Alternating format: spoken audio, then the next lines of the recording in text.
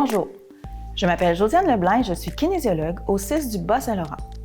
Pour ceux qui se le demandent, un kinésiologue est un professionnel du secteur de la santé spécialiste de l'activité physique. Nous utilisons le mouvement à des fins de traitement, de prévention, de réadaptation et de performance. L'activité physique est utilisée afin de prévenir et traiter plusieurs problématiques de santé, telles que le diabète et les maladies cardiovasculaires. Nos rôles sont d'évaluer votre condition physique et de l'optimiser en vous donnant le goût d'être physiquement actif sur une base régulière. Nous désirons également réduire vos facteurs de risque liés au mode de vie sédentaire en établissant un plan de traitement par le moyen de l'activité physique. Nous assurons également la réalisation du plan dans le but d'améliorer la santé. Finalement, notre rôle principal est de vous aider à garder une bonne motivation dans l'adoption d'un mode de vie sain. Cette capsule vous présentera les bienfaits de l'activité physique sur le tour de taille, la tension artérielle, le cholestérol, le diabète, le stress et le sommeil. Tout d'abord, discutons de la relation entre l'activité physique et le tour de taille. Est-ce que faire des exercices ciblant les abdominaux amène une diminution du tour de taille? Qu'en pensez-vous? Avez-vous déjà acheté un appareil ciblant les abdominaux? Avez-vous perdu du ventre en l'utilisant? Il est très probable que la réponse soit non, bien que vous ayez renforcé vos muscles abdominaux. Il n'existe pas d'exercice miracle. En effet, vous ne pouvez cibler la perte de poids puisqu'il n'y a pas de lien direct entre vos muscles et votre graisse. Donc, ce n'est pas en faisant des exercices pour les abdominaux tous les jours que vous arriverez à perdre du tour de taille. De plus, il faut savoir que la graisse qui recouvre vos muscles abdominaux est sous-cutanée, donc c'est une graisse qu'on peut pincer avec les doigts. Ce n'est pas celle-là qui est dangereuse pour votre santé. C'est plutôt celle qui se loge autour de vos organes vitaux. Un autre fait important que vous devez considérer, c'est que lorsqu'on perd du poids, on en perd partout, donc pas nécessairement où vous voulez. Mais alors, quoi faire? Pratiquer de l'activité physique de façon régulière peut amener une perte de 10 à 20 % du gras viscéral, donc la graisse qui est plus dangereuse pour votre santé et c'est celle qui entoure vos organes vitaux. Parfois, vous pouvez perdre du gras viscéral sans changer votre tour de taille et sans changer le poids sur la balance. Par contre, il y a fort à parier que vous aurez de meilleures prises de sang, c'est-à-dire un meilleur bilan sanguin au niveau de votre cholestérol, de votre glycémie et sûrement aussi une meilleure tension artérielle. Ainsi, la balance n'est pas le meilleur indicateur de ce qui se passe réellement dans votre corps. Des chercheurs ont étudié le lien entre l'obésité, l'aptitude cardiovasculaire et le risque de mortalité chez les hommes. Les résultats ont démontré que le plus haut risque de mortalité est observé chez les hommes ayant une mauvaise condition physique, peu importe leur poids. Les personnes obèses qui sont en bonne condition physique auraient le même risque de mortalité que les personnes de poids jugées santé selon leur indice de masse corporelle. Donc à retenir, pour vivre longtemps, l'important c'est d'avoir une bonne condition physique et non le poids sur la balance. Pour être en bonne condition physique, vous devez bouger souvent et sortir de votre zone de confort de temps à autre. Mettre votre corps au défi et tenter de repousser vos limites. La perte de poids associée à l'activité physique devrait être vue comme un effet secondaire positif sur lequel vous avez peu de contrôle. Regardons l'impact de l'activité physique sur la tension artérielle. Faire 30 minutes par jour, qui peut aussi être exécuté en 3 tranches de 10 minutes, amène une diminution de votre tension artérielle durant environ 22 heures.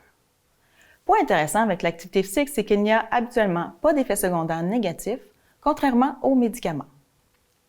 L'effet devient plus important si votre tension artérielle de départ est plus élevée. L'intensité recommandée est entre 3 et 5 sur 10 sur l'échelle de perception de l'effort. Donc, pendant que vous faites une activité physique, l'intensité va varier, mais en général, vous devriez trouver l'intensité moyenne un peu difficile à difficile. Donc, lorsque vous êtes à la bonne intensité, vous avez un peu chaud, vous êtes un peu essoufflé, mais encore capable de parler. Vous sortez un peu de votre zone de confort. Si votre condition de santé ne vous permet pas d'atteindre cette intensité, vous aurez quand même plusieurs bienfaits à être actif au niveau léger, soit à 2 sur 10.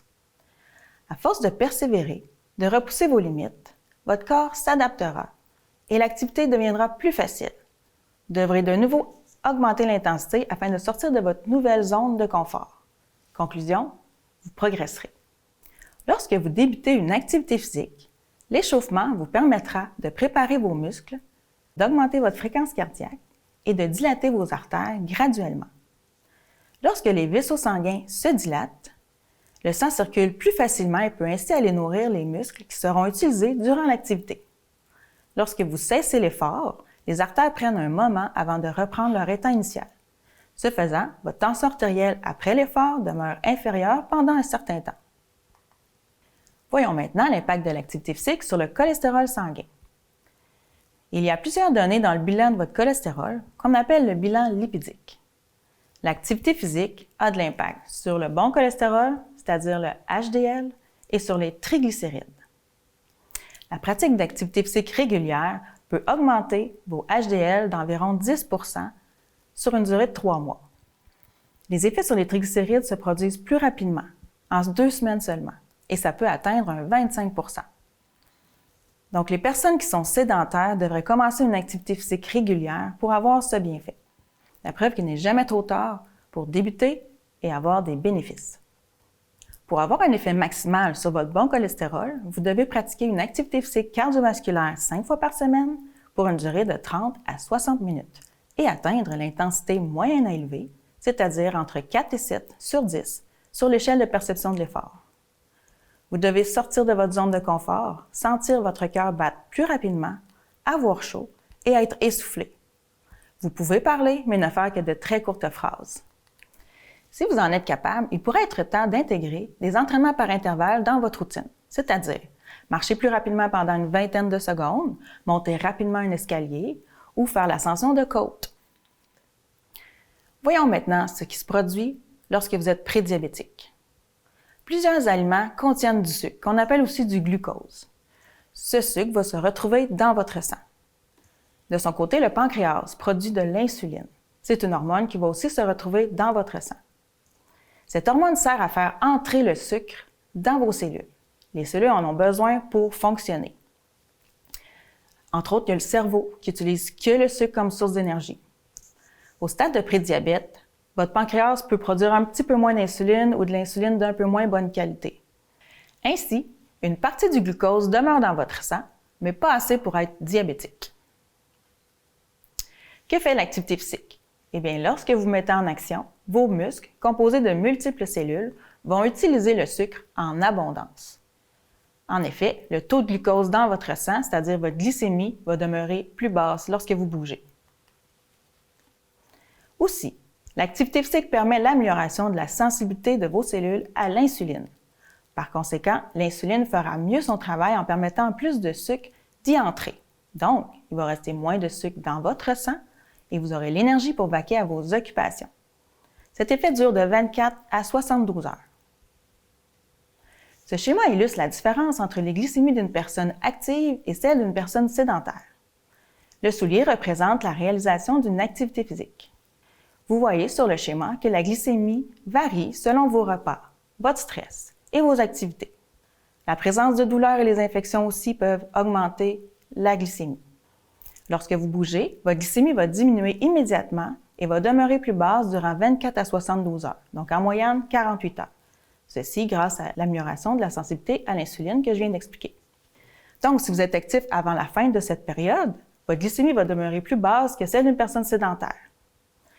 Afin de garder l'effet à long terme sur vos glycémies, je vous recommande de bouger à tous les 2 jours, soit de 3 à 4 fois par semaine. Vous avez reçu un diagnostic de prédiabète? Pas de panique. Il est vrai que 15 à 30 % des gens vont développer le diabète dans les 5 années qui suivent le diagnostic. Mais bonne nouvelle, vous avez le pouvoir de revenir en arrière, c'est-à-dire à des glycémies dans les valeurs cibles. La meilleure façon de prévenir le diabète est de modifier vos habitudes de vie, soit de bouger plus et de manger mieux. L'efficacité des saines habitudes de vie dépasse largement l'efficacité des médicaments pour prévenir le diabète. Un objectif à la fois, vous pouvez vous aussi y arriver. Je vais maintenant aborder la gestion du stress, parce que ça fait partie aussi de vos saines habitudes de vie. Le stress n'est pas toujours quelque chose de négatif. Il nous a permis de survivre, en permettant au corps de se mobiliser pour affronter la situation. Les réactions normales du corps au stress sont l'augmentation de la tension artérielle, de la fréquence cardiaque, de la fréquence respiratoire et de la glycémie. Tout ça grâce à la production d'adrénaline et de cortisol. Le but de la réponse, c'est d'avoir la capacité de fuir ou de se battre. Cependant, de nos jours, ces adaptations du corps nous servent peu et causent souvent plus de tort que de bien, surtout à long terme. Ce tableau indique les réponses négatives provoquées par le stress sur notre santé physique et notre santé mentale.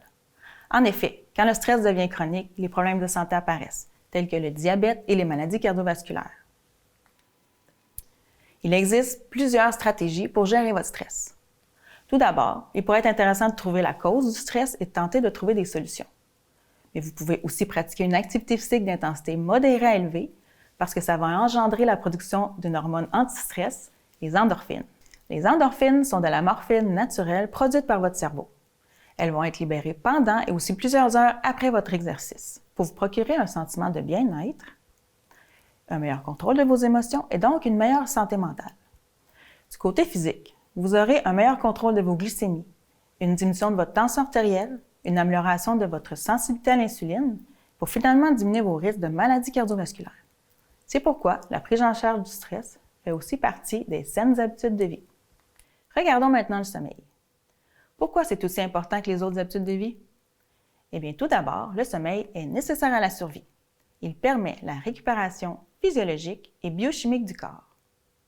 De plus, il aide à la conservation de l'énergie, à la thermorégulation, aux fonctions immunitaires et hormonales, en plus de consolider la mémoire et les apprentissages. Plusieurs facteurs influencent le sommeil, tels que l'humeur, le stress, la caféine, l'alcool, la cigarette, certains médicaments. La première partie du cerveau qui ressent les effets d'un déficit de sommeil, c'est le lobe frontal. Celui-ci est responsable de la régulation des émotions, de la résolution de problèmes, de la mémoire et du jugement. Un manque de sommeil est associé à une baisse de motivation, à une hausse d'anxiété et de dépression. Le sommeil est extrêmement important pour la santé mentale. En effet, les troubles de santé mentale amènent des complications du sommeil et les complications du sommeil amènent à leur tour des problèmes de santé mentale. Pour atteindre les recommandations de 7 à 9 heures de sommeil par nuit, il peut être nécessaire de modifier vos habitudes de vie, telles que l'alimentation, la gestion du stress et l'activité physique. Cette dernière augmente le temps total de sommeil et provoque un sommeil plus profond. Ainsi, le sommeil sera de meilleure qualité durant la nuit qui suit une activité physique significative. Attention toutefois, l'activité physique pratiquée en soirée amène une augmentation de la température corporelle, rendant l'endormissement plus difficile. Donc, augmentez votre pratique d'activité physique, mais si cela nuit à votre sommeil, pensez à modifier l'heure à laquelle vous bougez. Vous devrez également prendre l'habitude de vous lever et vous coucher à des heures régulières. En conclusion, l'activité physique régulière est essentielle pour garder ou améliorer votre santé. L'état de votre condition physique est un meilleur prédicteur que votre poids corporel sur votre espérance de vie en bonne santé. L'activité physique aide à prévenir et à traiter, entre autres, l'hypertension artérielle, la dyslipidémie, le prédiabète, les maladies cardiovasculaires, les problèmes de santé mentale et le sommeil. Il suffit de vous y mettre. Pour savoir comment, regardez maintenant la prochaine capsule sur l'activité physique intitulée Kinésiologie, partie 2.